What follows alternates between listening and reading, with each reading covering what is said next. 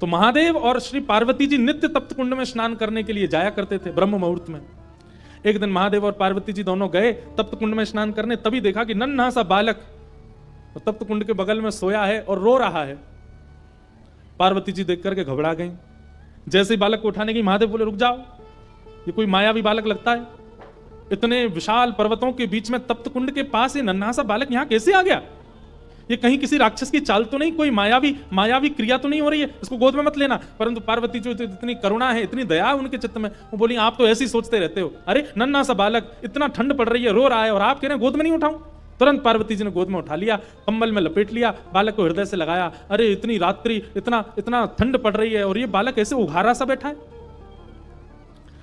महादेव बोले हमको समझ नहीं आ रहा है, लग रहा है कोई तो गड़बड़ी है।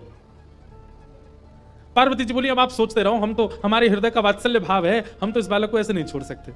और पार्वती जी गई और उस बालक को ले जा करके उस स्थान पर बिठा दिया जहां महादेव और पार्वती बैठते। महादेव बोले जल्दी करो, स्नान का समय हो गया है, ब्रह्म मुहूर्त का काल है, हमको और भी नित्य कर्म करने, जल्दी चलो स्नान करके अपना निवृत्त हो।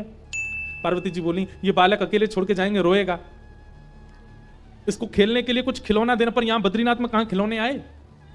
तभी वहां बेर का वृक्ष है, बेर को ही संस्कृत में बदरी कहते हैं, बदरी फल। वो बेर के वृक्ष से कुछ बदरी फल तोड़ करके उस बालक के पास रख दिए और उनको गेंद समझ करके वो बालक खेलने लगा। पार्वती जी बोली अब ये बालक जब तक इन गेंद से खेल रहा, हम स्नान कर आते हैं। जैसे ही महादेव पार्वती जी के साथ गए, तप्त कुंड में स्नान आदि किया, अपना नित्य कर्म नियम करके जैसे ही लौट करके आए तो उस स्थान का द्वार, मुख्य द्वार बंद था। खूब